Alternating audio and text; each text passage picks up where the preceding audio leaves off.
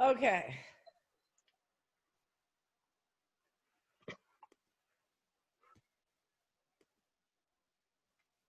And we're live. Ooh, that worked really fast and good.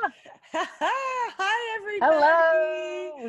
Welcome to this special edition of Business Our Way. I'm in my COVID fabulous attire, my COVID fabulous self. I think I actually even have a beard these days. But welcome. I'm really excited. We're a little late, so we're just going to jump in. We're here today to talk to one of our leaders, a woman who actually led me through her actions and her leadership out of the woods and into the word entrepreneurship. I've really admired her and have had the privilege of having some good conversations with her around our industry very early on, and it kind of made us friends. And I'm really excited to get to be a part of sharing her transitions and her revelations and where she has taken this experience called life today. So welcome. We're just going to dive in. Welcome, Jazmin. How are you? I'm really well. Thank you so much for having me. Oh, thank you.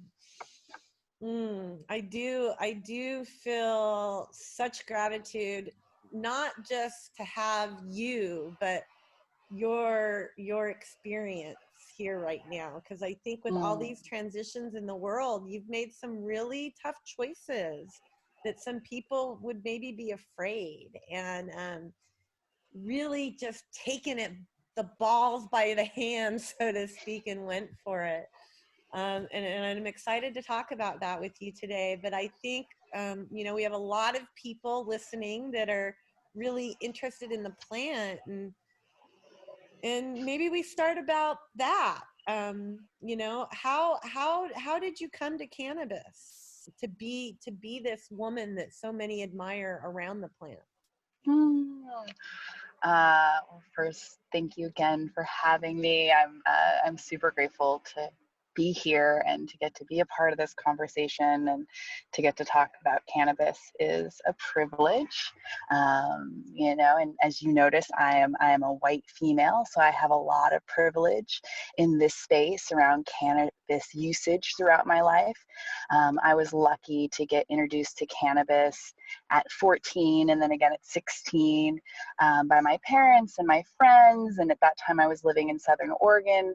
So it was really quite normal in my group to get together and smoke pot once a week on Friday nights as a group, as opposed to drink.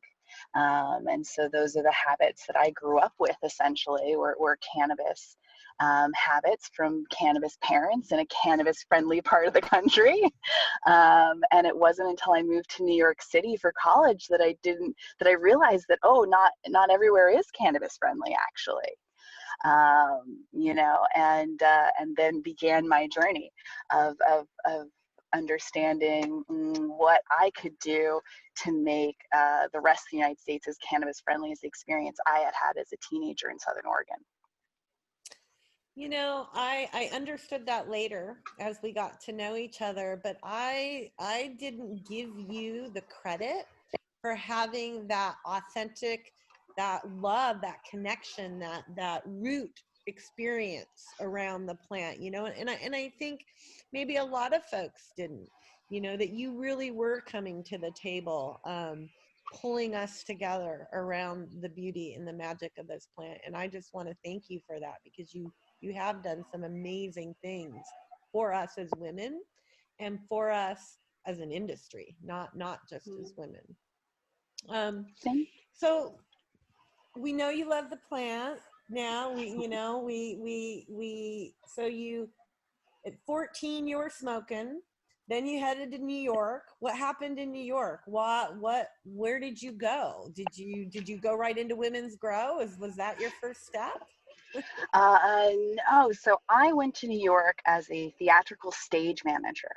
So my first career was, that person that sits in the front of the theater and cues all the lights and the sounds and makes sure all the actors are scheduled on time. And it's a really kind of intense, very focused type of role.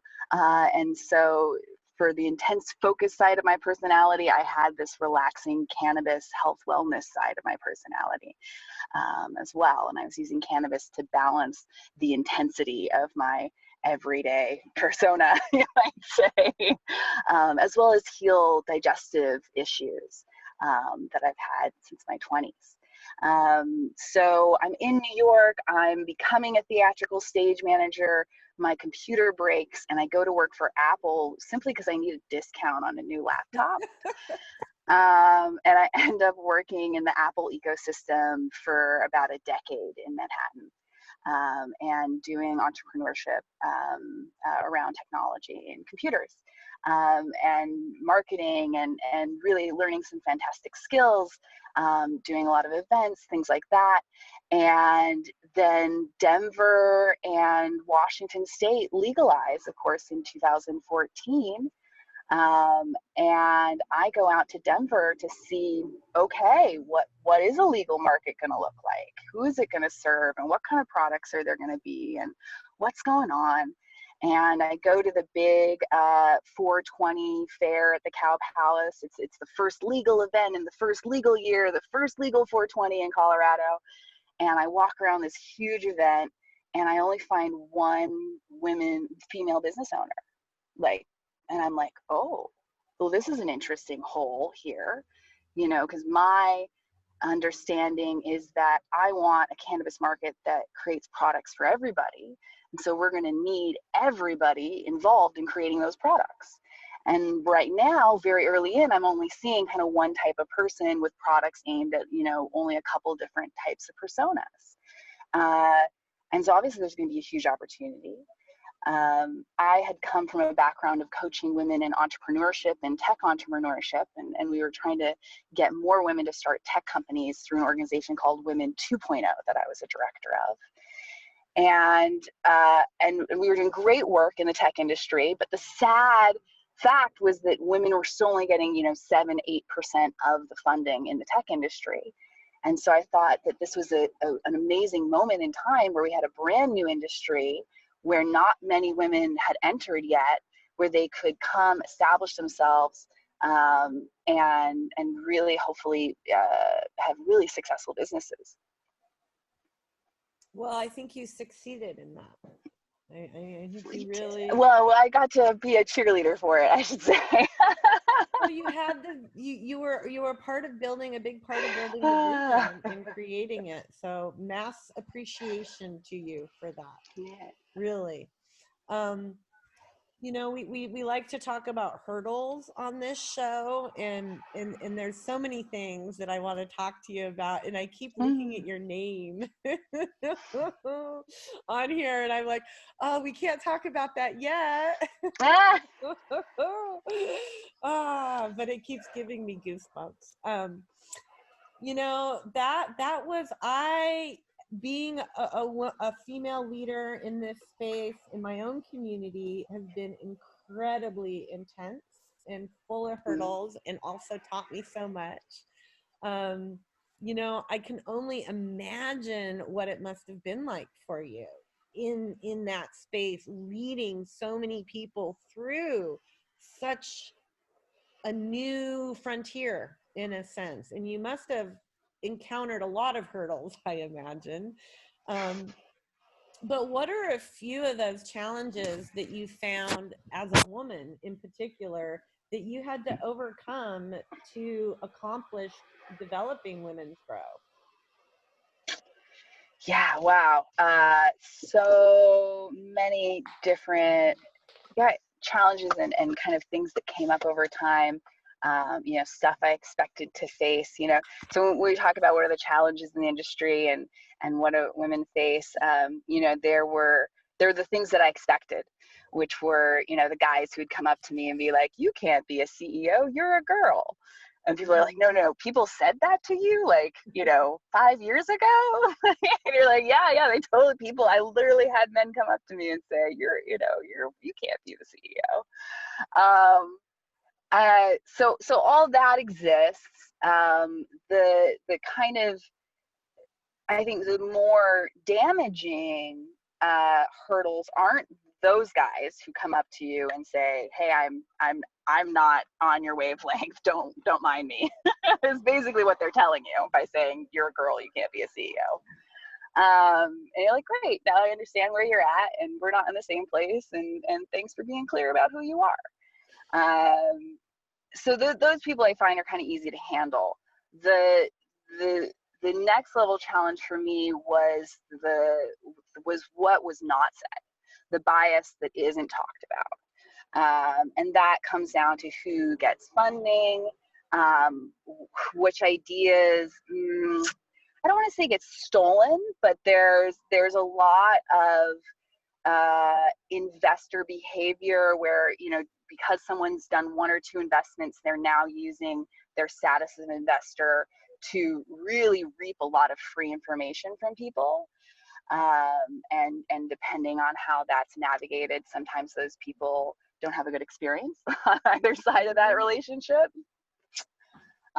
So I found that, because a lot of us really came from a really open, free, kind of wanting to share information and share the plant, and I'm sure many people in your audience, came from the experience of being cut off and not being able to share, and you're growing on the same hillside, but you can't talk to your neighbors. Everything's got to be private and secure, and you can't even have friends over for part of the season.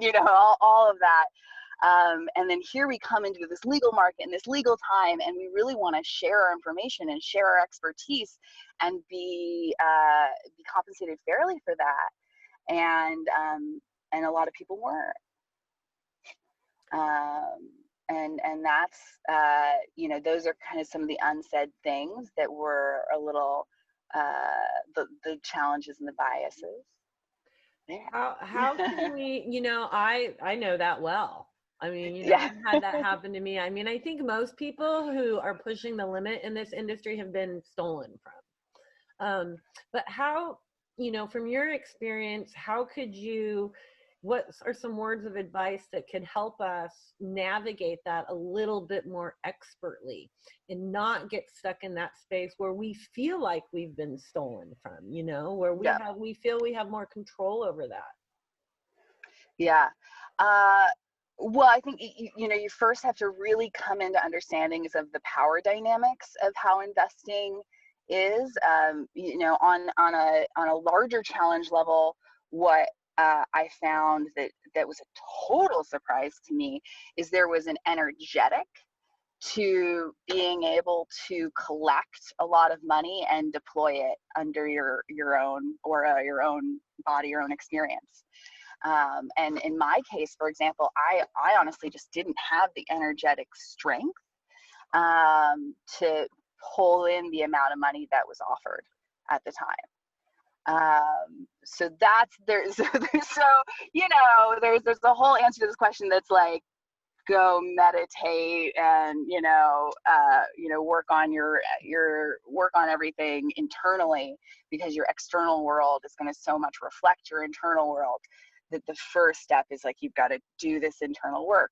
But it's not one or the other. It's not you do the internal work for 3 years and then you get the $1 million company. It kind of comes in phases and waves, and so you need to do a little internal work and you'll get a little more done externally, and you do a little more internal work and you get a little bit more done externally. And that's something that I screwed up personally, is I came in with a decent amount of internal work, like aggressive workshopping on the weekends, that kind of stuff, but wasn't able to maintain my inner work through the startup of Women Grow to keep pace with the amount of energy we were attracting. So the startup phase for Women Grow, the first 1.5 years, 2 years, was very easy for me. That was within my energetic blueprint, very much within my ability to hold. But then after that, I wasn't able to hold and direct that amount of energy. And you can replace the word with energy with money or staffing or attention, however you want to think about that. But at a top level, it's energy. But I want to actually answer your question more specifically about investors and being in this universe where we are trying to figure out who we want to work with, essentially. And the first step for me is to take all conversations super lightly.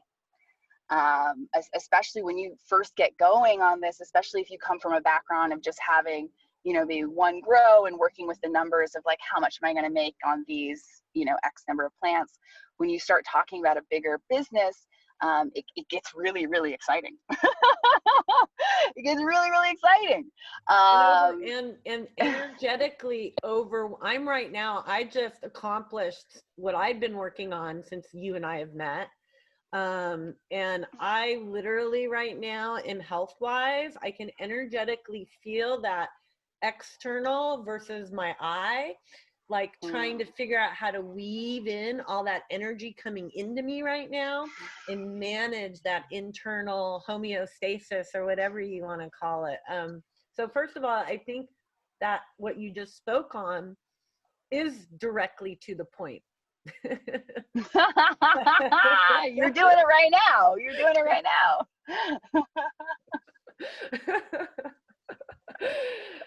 We can't really talk to those investors with that strength and that fierceness, that courage and that sureness that we need for them to trust us if we don't maintain that balance that you're talking about.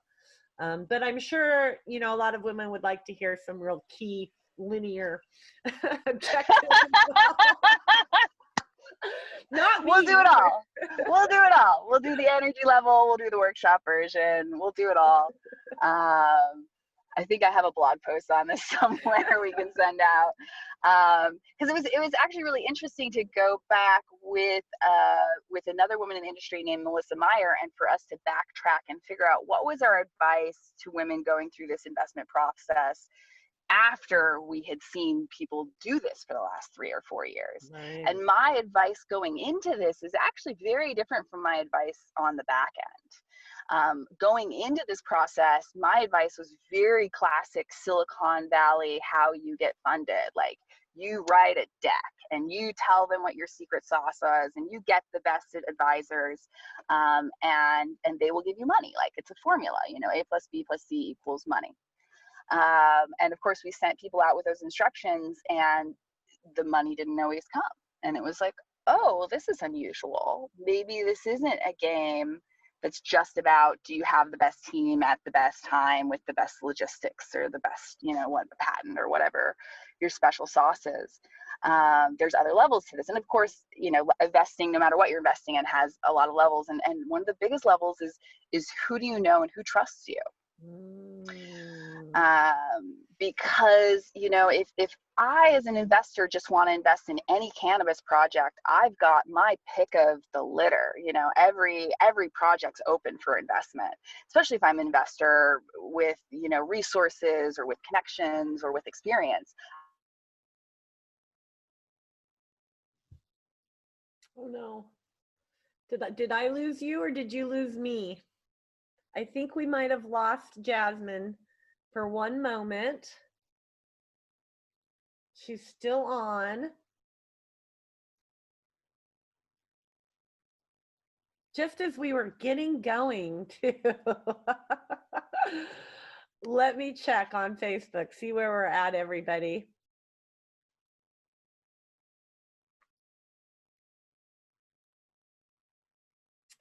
All right, well, it looks like we lost our connection. As you can see, Jazmin is on the road.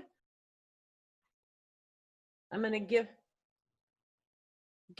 her a minute to come back in, ladies.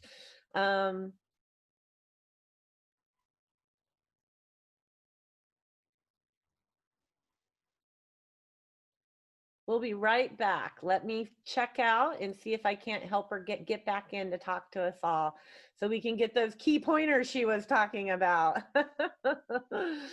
All right, I'll be right back, ladies.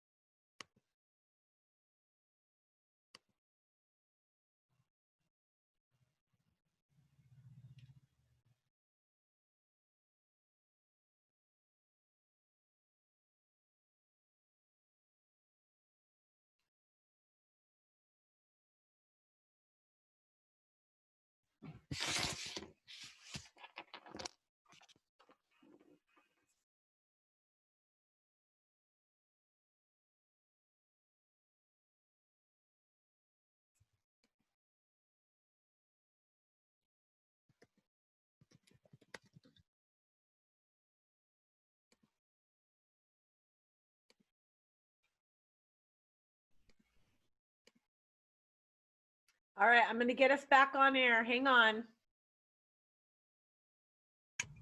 Oh, hello. Hello. I'm going to get us back on air here real quick. Hang on. Okay.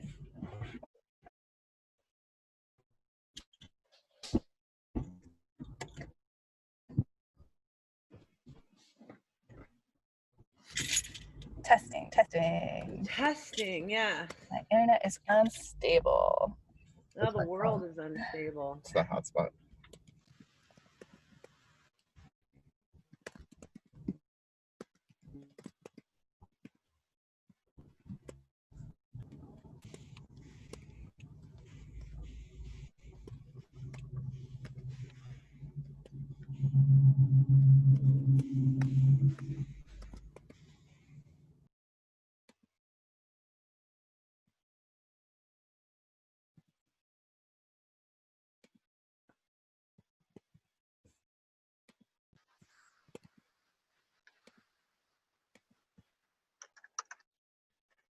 Okay, we are back.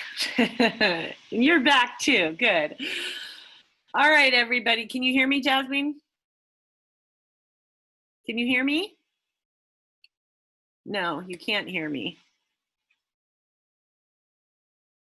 Oh, you froze up again on me. Darn it.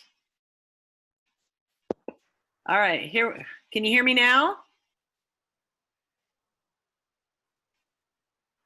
All right, let's try this mic here we are. No. I can hear you. Oh, no.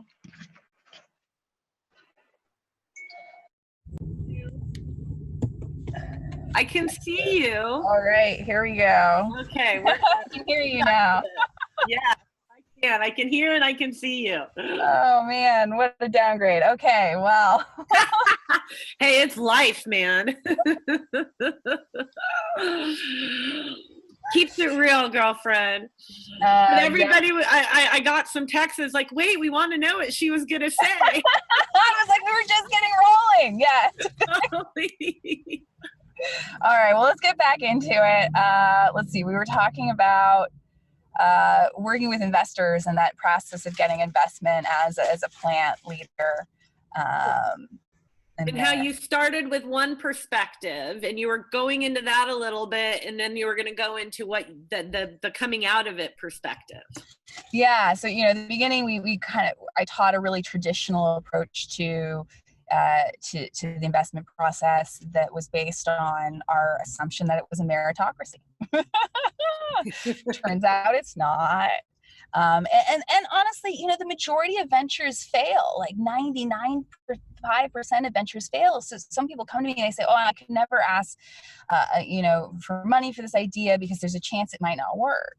And honestly, though, if someone's investing in businesses, the majority of what they invest in isn't going to work. And so you should have some confidence in that maybe your thing will work. But all that being said, treat those early investment conversations really lightly. You're going to need to have, especially when you're new in the investment conversations, having one super positive conversation can seem like, oh my God, I'm going to be a millionaire tomorrow. They're going to deposit everything. This deal will close. And just from personal experience, I can tell you that you're going to need to have 10 conversations that feel like, oh my gosh, this is closing tomorrow. Every place is in P, you know, every time this is 100% going to happen before it actually happens. Honestly, there's a lot more people excited to talk about investing in your company and to learn about cannabis than there are people ready to invest right now who are going to deposit money into an account for you. So, you know, treat everyone you meet with respect, regardless of who they are, but know that there's a lot of different types of investors. There's a lot of people who define themselves as investors, and that could mean anything from, oh, I gave my son-in-law $10,000 3 years ago to start a construction company, which isn't necessarily going to be someone who's going to give you $1 million for your cannabis company next week, to people who are deploying large amounts of assets. And maybe you're actually a less attractive partner for them because you're not as experienced in business as they want, because they're used to working with people who are ready to deploy millions and millions of dollars. So you'll see that whole gamut. And I really encourage you, as much as they're trying to learn about you and do research on you and your idea, your job is to be doing research on them and to be asking questions up front, like, what was the last investment that you placed and how did it go? And, what are things that have worked well for you in the teams you've invested in the past, and what things haven't worked well? What are your expectations? Are the returns what you're really interested in, or are you interested in, investing in the plant? Are you into this for activist purposes, for health purposes, or is it a straight up return? And which investors you align with, really listen to what their goals are, because that's going to tell you what kind of timeline you have to work with these folks. And to think about these as relationships that have multiple year timelines, right? Because you're going to be in relationship with this investor until either this thing fails, you quit, you get replaced, and those are kind of what happens most of the time. I've done all those things. Or you get bought out, or this thing gets sold to a much larger whatever, and everybody leaves with money, right? And that's a multi-year process, no matter what. So as you're creating these relationships with your co-founders and with your core key investors, you want to make sure those are multi-year relationships that you want to have. Yeah, that is really good advice, because I think somewhere in this industry building, there was an idea put out there that you were going to make some money really fast, right? It was like a big flip in a cannabis sale, in the old market. I've also noticed that a lot of people put themselves, and I don't know if this is men and women, but as a woman, I've noticed that a lot of people put themselves in front of me as, we want to invest in you. And really what they want to figure out what they can leverage with what we have, right? This word partnership is a very loosely used word in this industry around that. And those questions, those are the questions. I don't ask those questions to investors. I ask those questions to people who are going to be a part of my project, but I haven't thought of, because I'm intimidated by that conversation still, right? It's a new space for me. But you're right. The ones that I've talked to over the past 5 years, that I've built relationships with them, the questions you just put on the table are the reason they're still in my court, is because I know the answers to those questions. Yeah. Yeah. So that is, why are you involved in cannabis, right? What is your purpose? And then there was another really key one. What was the second one? Oh, I like to know, what was their last investment and how's it going? That is huge, because then if they've actually invested successfully, right? And where they're where they're really putting their money. Yeah. Well, that's on the top of my list now. So that's where you're at now with the investment conversation. Is it's a more intimate exchange than, hey, here's my pieces, or how would you summarize that whole, where are you at now with how to approach an investor? Yeah, what I see is that the majority of investments ended up being based on very personal relationships. So it's like, if you are right now sitting at home and you don't know anybody who could give you more than a couple $1,000s, and you just want to come into the market with, I've got a really great idea, and a snazzy presentation, it's going to be really tough to get funding without a community, without people who trust you, without more.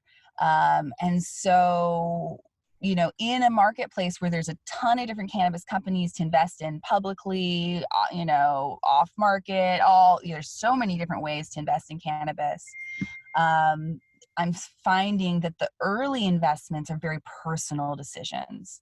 They are, you know, this is the person that I went to college with. This is my romantic partner. This is my best friend from wherever. This is the guy that I drop LSD with at Burning Man every year. But really starting with your personal connections, your aunts, your uncles, and it may be that it's not somebody known to you personally, but you're going to build a team of people around you that have the network that somebody in there is going to be your first money into that deal. And your first investor is often one of the hardest ones, and then it's easier to get people to add often. Well, I could see why so, because they want to know that you've already done okay with someone. You know, you've already been responsible with someone else's money. Well, and again, and they also don't, be careful. Something that particularly women, I think, are a little too honest about it when they're talking about wanting investment is don't tell them that you're looking for investment money to cover your personal costs, and don't tell an investor that you're personally in debt. There will be times in the conversation where that's appropriate, but I would never open with that information. I think women in their desire to be very honest and forthright, they sometimes kind of bargain with themselves in a way where they say, you know, oh, well, we really need $10,000 a month for operating expenses, but I could cut my own salary and we could do it for $6,000. And so don't come into these negotiations from lack and compromise. Come at these negotiations from inspiration and possibility, and seeing what kind of team of partners you can build that want to go on this journey together. Yeah, I love that. That is really good advice. I have made the mistake, and I think I'm coming now to the latter place, but I definitely, you know, and I think as women, it's because we do undervalue ourselves a little bit. You know, I've done that. And then we feel like we need to put ourselves in a position of where we need help.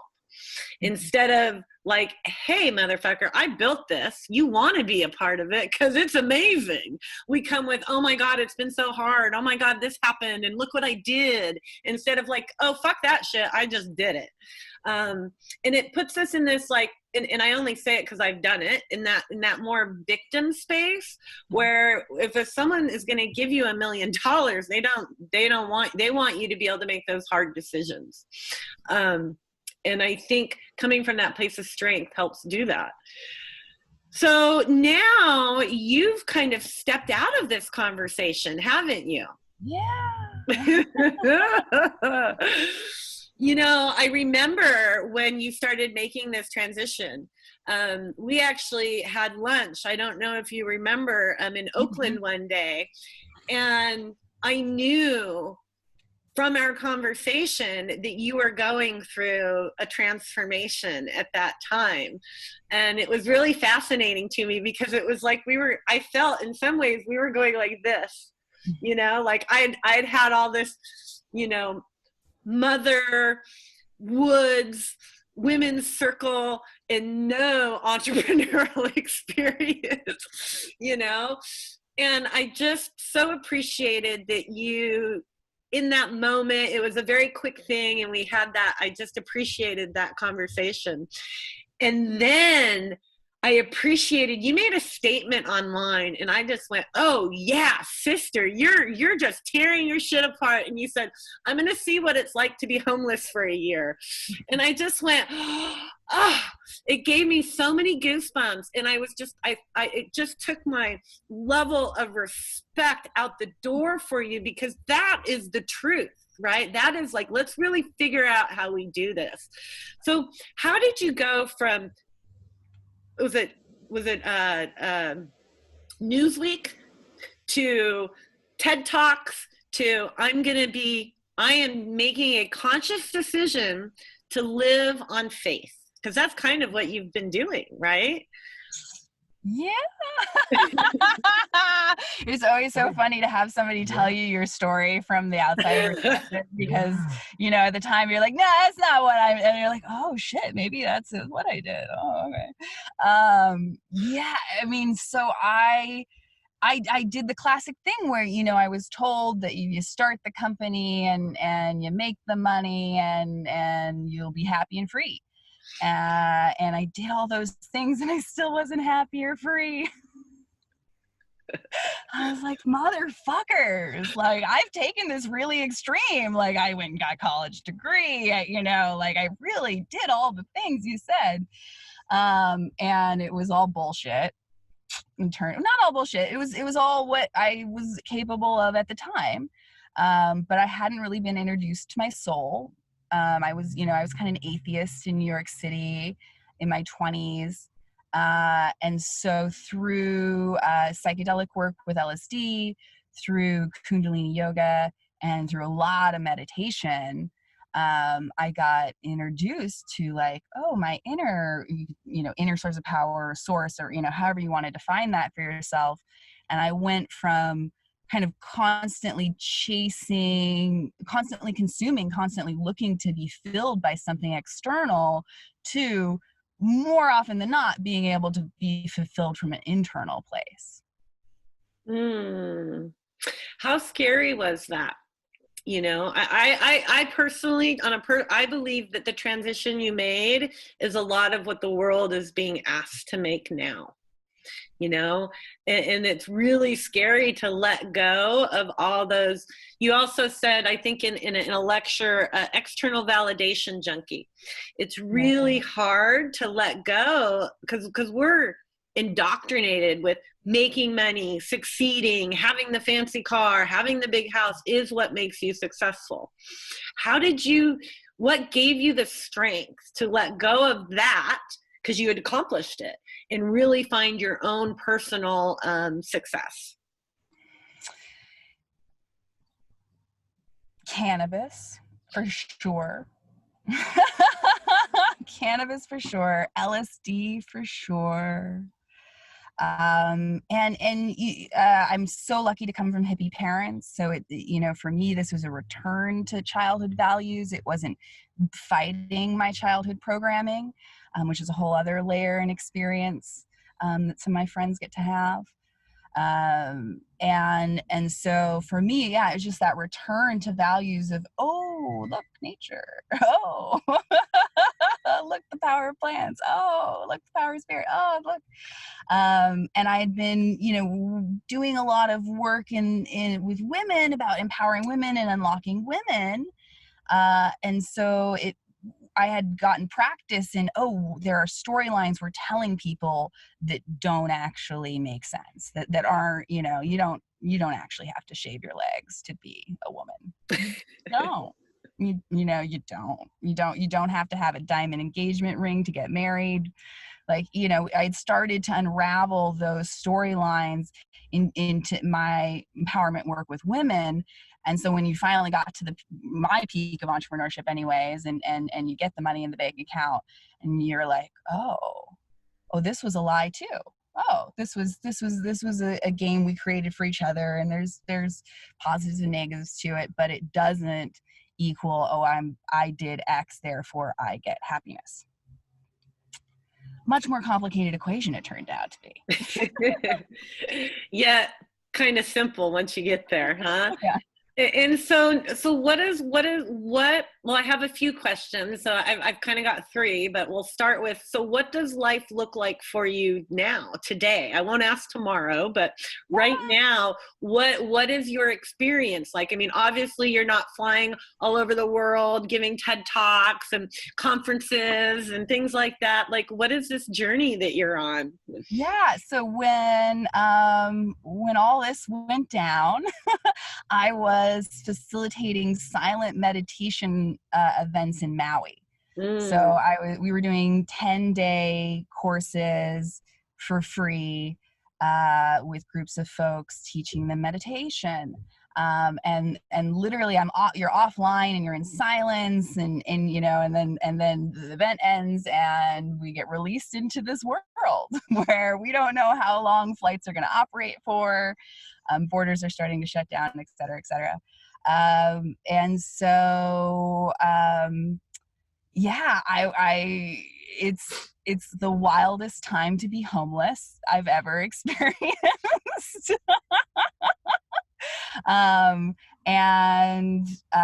So it's really a test of that faith, and you know, everybody has their own work that they're doing. My work is around placelessness and like not feeling like I have a home or having a place. So that's my challenge that I need to continually work on, and that's why I've had the third RV blow up in the last 3 or 4 years this last couple of days ago on me. And it's just like, here's a home. And then it leaves, and it's like, no, you can't base your feeling of home on a physical object is the message I'm trying to learn right now. So here I am, homeless in a time where everyone is required to stay home and getting to do that work. Well, it sounds challenging. I mean, it's got to be challenging, but it also, I mean, it's just really taking on what you need to take on completely. You know, you're really diving into your own experience, which is amazing, beautiful, and honorable. You know, you sent me a program that you're starting to teach. Is that correct? Well, so I have this old program that I used to teach about, and you know, you all just tell me what we should do with it. Because we used to do it as a 4-day weekend, and I don't imagine there's any way I'm going to be allowed to throw 4-day weekends in the short term. Although we're trying to invent something that's vehicle based for men to see. Well, you can do amazing stuff. Yeah, we've got this. We got space up here. It's easier now. But what I used to teach in the entrepreneurship world is this workshop called Clarity, and we do a combination of Kundalini and yoga meditation, where we're kind of setting you into the focus and the vibration of what you want to reach. And then we do a little bit of workshopping and thought process around how you want to be remembered for this lifetime, and zoom out the conversation beyond just, you know, like, oh, I want to create this thing, or I want to sell this thing, or to what is the legacy you want to leave? And if you understand the legacy you want to leave, a lot of your other decisions become much clearer about where is your energy best invested, and where are you best to decline. I agree. I that is something that I've known since I stepped into this conversation around cannabis, and it's the one thing that has kept me safest and on clear decision. You know, it's not been easy. I haven't, you know, hit the lotto or anything, but I have made really good decisions, and everything I've built has a strong foundation because of that. You know, and I think that also could be, you know, for women around the words is, what is your why? You know, why are you really here, and what do you want to be remembered for because of it? You know, how do we build from that mentality instead of, you know, and I think our industry right now is showing so starkly how building from this is my need to really what is this foundation. I mean, you know, we have companies toppling because they're so top heavy, and they don't have that legacy purpose behind them. A lot do though in this industry, because of the plant is so, we all fall in love with it, don't we? You know, it's a bit of a love story, I think.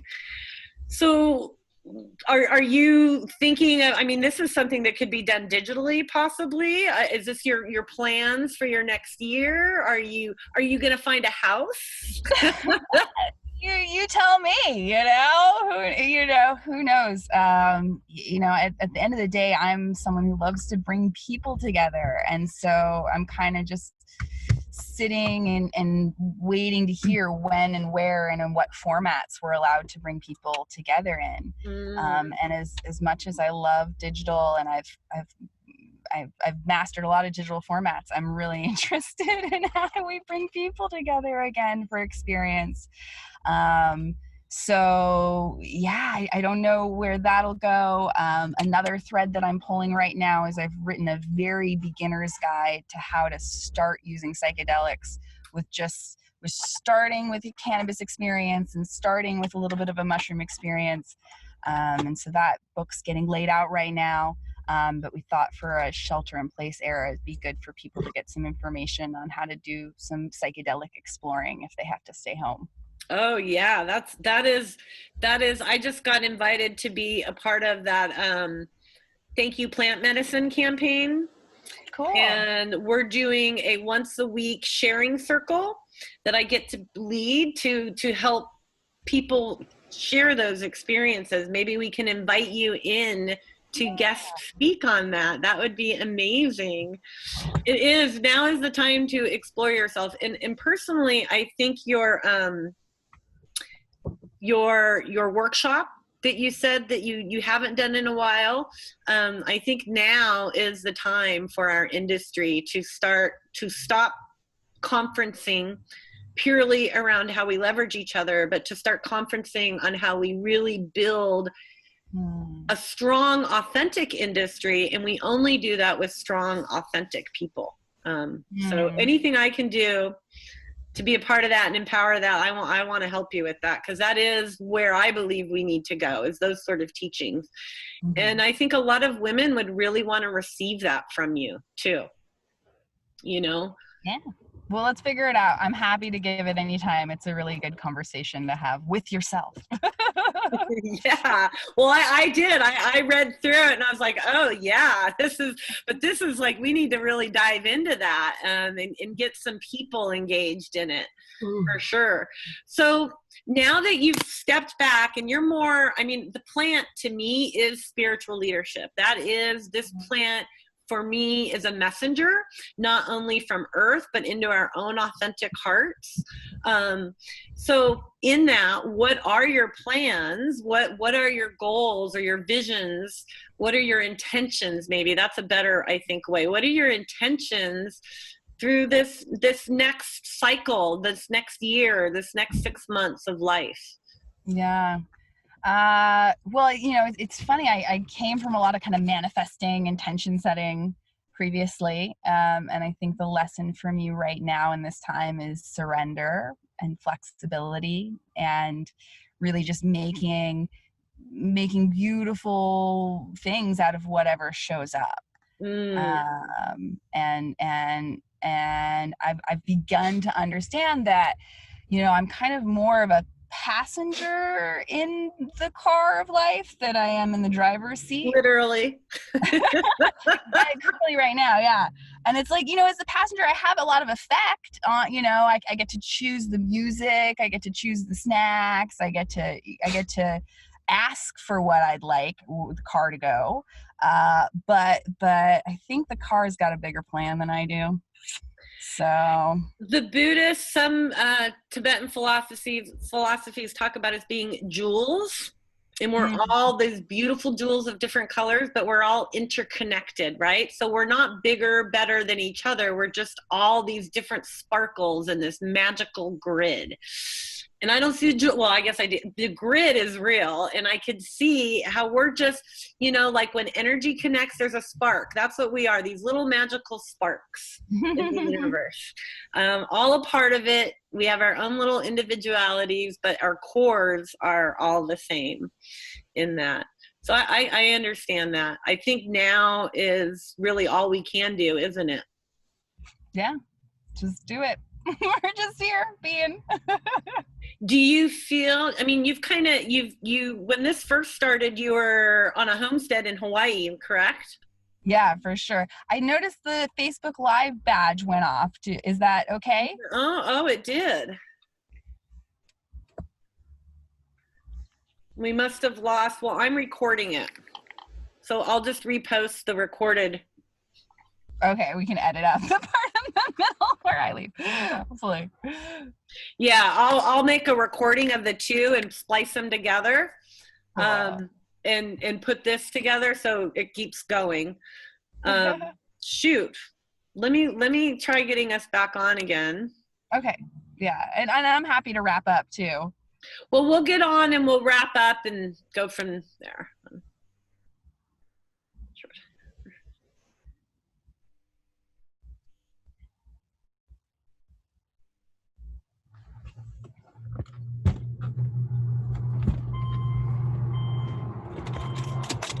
So hot. I know. So warm. You're very patient. I love you. I kind of want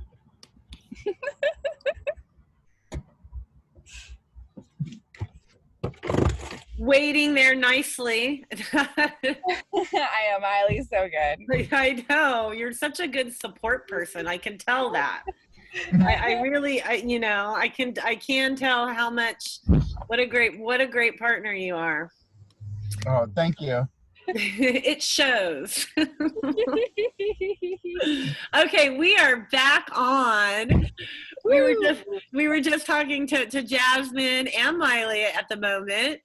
We didn't want to cut everyone off. We were talking and we realized we were talking to ourselves and thought we'd let everybody else join in. So we were kind of going over, Jazmin, you know, what you're up to, what life is going to look like for you in the next near future. And I think you were basically saying that, you know, you've spent so much time manifesting and intending that you're really flowing. Well, Yeah. but we're still, you know, we're still human and we want to know what that looks like. I think for me, you know, it's the difference between having a recipe and knowing how to cook. And, you know, when you're first learning how to manifest, how to bring your dreams to reality, you really want that recipe. And everybody's recipe is different. Maybe your recipe is, you know, I need to meditate for an hour in the morning, and then I need yoga, and then I need to do my affirmations, and then I need to journal for 30 minutes, and then I need to Facebook for whatever minutes. You know, that might be your recipe to manifest. And I had a recipe kind of like that for a while. And then I got into disappointment with my recipes because they require so many ingredients, you know? We get attached. They're just like, and they have to be a specific order. And then if you're missing one thing, do you just not do any of it? And so that's when I got more interested in okay, what are the tools that I'm using within these recipes that are putting me into the best state possible to react in my highest consciousness in this very moment? Because I only have this very moment. You know, what's already happened, I can't affect. What's going to happen in the future, I probably actually can't anticipate well enough to think out and respond to in advance. So I really should focus on what puts me in the state to respond in my highest in this very moment. I've got a couple of practices that I do that do that, but I'm not into recipes as much as I was. Well, to not put attachment onto that statement, I personally think that is the recipe. Oh. You know, because to not talk, but really, like, if you think about how nature works, you know, in 1 second you have a carrot, and the next second you have a squash coming out of your garden. And so you don't know if that squash is going to make it or not, right? And so what you need to do is cook your meals according to what you have available now and be grateful and enjoy all of that that's here and now, right? And I think that's kind of how at least my perception and joy behind what you're experiencing is that you are living with what is being provided for you in the now, and not attachment to what's next. And that's what I don't know if I'm correct in that, but that's the feeling I get. Yeah, it's a super light way of living, and it's really not the way I was living in the past. I used to be very, I used to kind of project the future that I wanted to occur, and then have all that dissatisfaction with, oh, well, this didn't turn out the way that I thought it was going to turn out. And now I'm living this time of, okay, what are our ingredients? Let's make the best meal possible. And I think women especially are incredibly well equipped in this time of wacky limitations and limited ingredients. And what do we do? And I think, that comes for all you who are part of motherhood. You've got the kids for so many hours and you've only got the toys you've got, and you've got to make it work. And same for everyone who's a chef and makes those meals. It's I think women are amazing at being extremely creative within very fine constraints. And the recipes that my great grandmothers handed down to me are testaments of that. They took flour, milk, and butter and made 5,000 different things every winter. We can do this. Yeah, we can. I think we're going to do it well. Especially, this is what women were made for in a lot of sense. This is our natural abilities to solve problems and to make things better, through solving those problems. So, you've got this beautiful, I can sit here and I can visually see my own experience of knowing you in this beautiful circle. It really is beautiful. And I feel like you're advancing into a space where I hope a lot of entrepreneurs and people who succeed go. Now, I want to ask you something scary, and you can go, oh, I'm not answering. But, between then and now, I think it's really obvious where your happiness and your joy is. But what have you had to, let me think about this for a minute. What do you feel were some of the biggest things you had to let go of between that 3 years ago and to be able to be in this space where you're in the middle of a pandemic, living in a car? In fact, your motorhome just broke down. Was it yesterday? 2 days ago, but yeah. 2 days ago. And yet you both look healthy, happy, and vital. Yeah. What did you have to really let go of? I mean, you can still go out to eat, I'm sure. You can still put on a fancy dress. I've seen you attend events. But what are some of those core things? I think that's the question I want to ask. What are a couple of core things that you really had to let go of? Well, coming into this process, it was a lot about letting go of external validation and external perception. So I think we're all raised in a culture where we're told from the outside what matters and what's important. And I went and did all those things and found out they didn't matter as much as I was told they were. And so I had to go looking for that happiness inside myself. Gosh darn it. So hard. It was so far away the whole time, and found it. And so now, I come from theatrical production shenanigans and entrepreneurship, which is all about a series of completely insurmountable obstacles that, you think any day you're just going to be like, you're going to be dead or broke is pretty much your life as a cannabis entrepreneur often.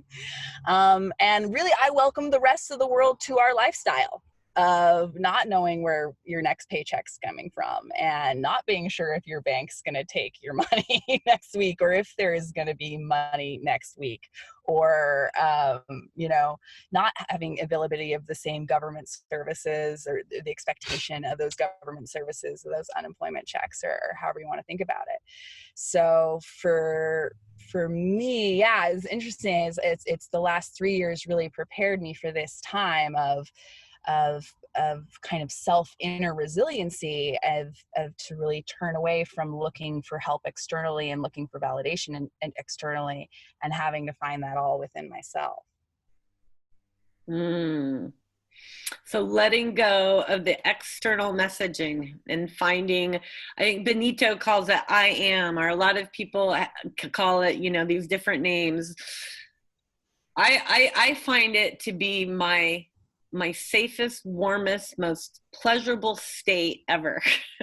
It's our truth, our true beauty. It's that straight state of true love. It's where all our truths come from. It's the safest place we can be, and only we can create that. So maybe another way to say that is that you had to let go of everything that said you were safe. Or it gets taken from you, broken down on the side of the interstate is what I find about whatever you want to attach your safety to, whether it's a relationship or a home or a job.